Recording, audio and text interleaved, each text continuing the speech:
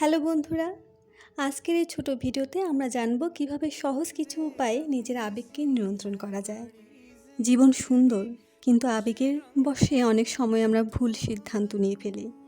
চলুন কিভাবে সেটা এড়ানো যায়। প্রথমত, দম নিয়ে থামুন। যখনই রেগে যান বা কষ্ট পান, সঙ্গে সঙ্গে প্রতিক্রিয়া না দিয়ে একটু থামুন। 5টা গভীর নিঃশ্বাস নিন। এটা আপনার মস্তিষ্ককে শান্ত করবে। দ্বিতীয়ত, নিজের অনুভূতির নাম দিন। আপনি ঠিক কী অনুভব করছেন? রাগ, কষ্ট, হতাশা? নামটা জানা থাকলে তাকে নিয়ন্ত্রণ করাও সহজ হয়।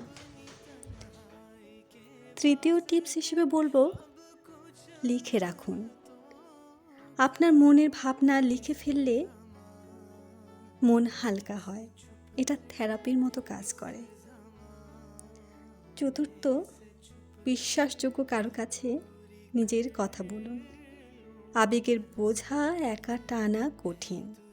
বন্ধু বা পরিবারে কেউ থাকলে ভাগ করে নিন।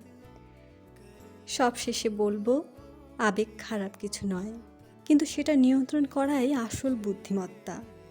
নিয়মিত অভ্যাস করলে আপনিও পারবেন।